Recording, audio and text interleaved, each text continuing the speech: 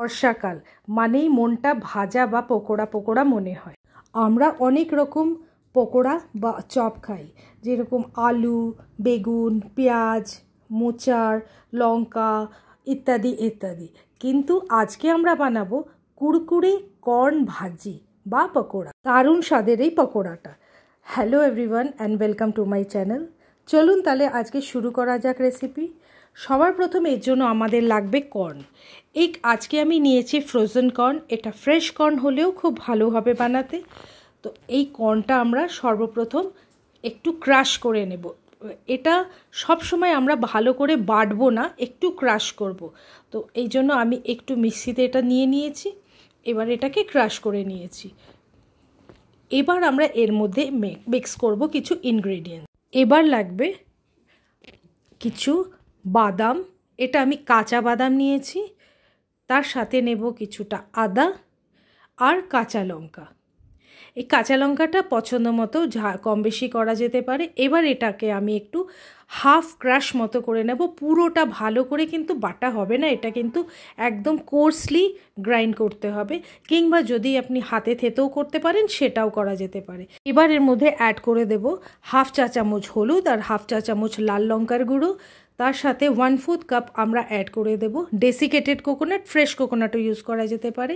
তার সাথে কিছু ধনে পাতা আর দেব জিরে আর ধনে গোটা। এটাকে আমরা একটু ক্রাশ করে দেব। একটু মুখে দানা দানা মতো পড়বে, ভীষণ টেস্ট লাগবে। তার সাথে আমরা দিয়ে দেব স্বাদ মতো নুন। এবার সবগুলোকে একসাথে আমরা খুব আলগা হাতে এটাকে একদম এইভাবে মিক্স করব, যাতে কি এর মধ্যে যে ময়েশ্চারটা আছে সেটা সম্পূর্ণটা বেরিয়ে যাবে। অল্প একটু নুনও দেওয়া আছে এর মধ্যে, তো সেই জন্য এটা এভাবে আমরা মিক্স করে 10 থেকে 15 মিনিট এভাবে রেখে দেব। এবার 10-15 মিনিট বাদে আমরা এটাকে দেখব, এটা একদম ভেজা ভেজা হয়ে গেছে, একটু ময়েশ্চার বেরিয়ে এটা।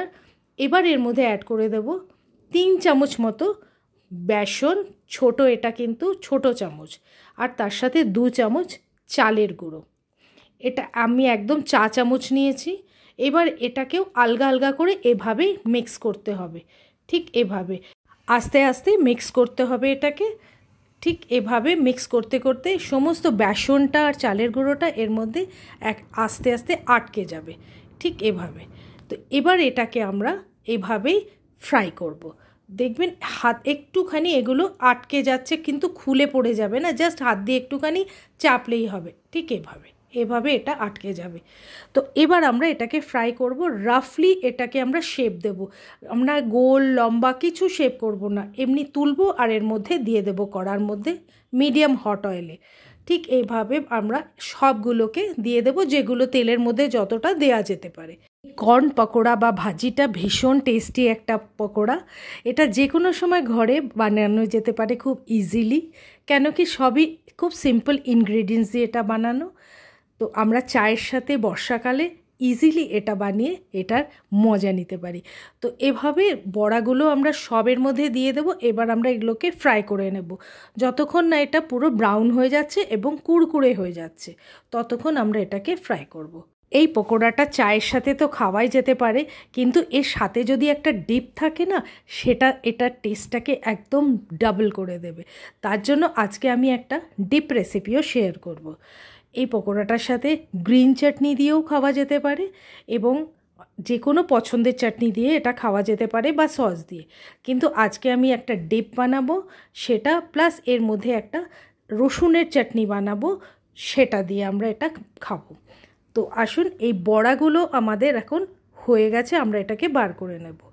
এবার আমরা নেব একটু বেসন নিয়ে তার মধ্যে সামান্য একটু নুন দেব, আর এবার জল দিয়ে এটাকে জাস্ট আমরা গুলে নেব। এটা আর কিচ্ছু লাগবে না, জাস্ট ভালো করে গুলবো যাতে এর মধ্যে কোনো লাম্প না থাকে। এবার আমরা এই গরম তেলটা যেটা আমাদের থেকে গেল, তার মধ্যে আমরা ঠিক এভাবে বেসনটাকে দিয়ে আমরা একটা বেসনের ঝুড়া তৈরি করব। ঠিক এভাবে দিয়ে এই বেসনটাকেও কিন্তু আমরা খুব একদম কড়কড়ি করে ভাজবো, যতক্ষণ না খুব ক্রিস্পি হয়ে যাচ্ছে। এইভাবে আমরা এটাকে ভেজে নেব। এই বেসনের ঝুড়াগুলো দিয়ে আমি কি করব সেটা আমি এরপরে দেখাচ্ছি। তো এটার পর আমরা এবার করব কিছু কাঁচা লঙ্কা নেব। এবার কাঁচা লঙ্কা নিয়ে কিন্তু প্রত্যেকটা কাঁচা লঙ্কাকে কিন্তু আমরা মাঝখান দিয়ে একটু ফাটিয়ে নেব, তারপর আমরা ঠিক এভাবে একটু তেলের মধ্যে দিয়ে লঙ্কাগুলোকে ফ্রাই করে নেব।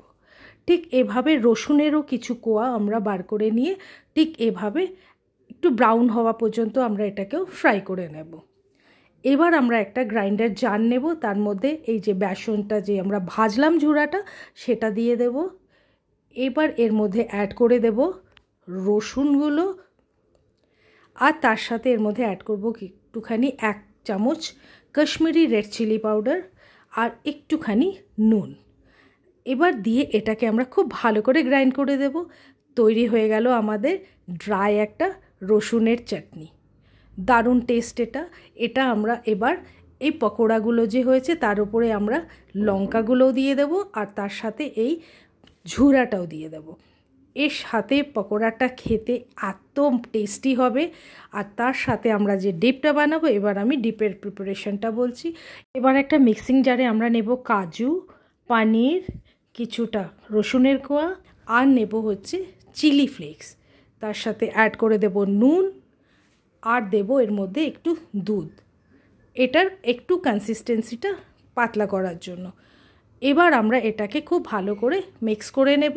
তৈরি হয়ে গেল আমাদের একটা দারুণ একটা ডিপ। এর সাথে এটা আপনার নিজের ইচ্ছে মতো অন্য কিছু ব্রেডের মধ্যে দিয়েও স্প্রেড করে খেতে পারেন, এবং এই পকোড়াটার সাথে দারুণ খেতে লাগবে। রেসিপিটি কেমন লাগলো, ভালো লাগলে লাইক আর শেয়ার অবশ্যই করবেন, আর সাবস্ক্রাইব করে পাশে থাকবেন। নেক্সট ভিডিওতে দেখা হবে অন্য একটি রেসিপির সাথে। Thank you so much for watching.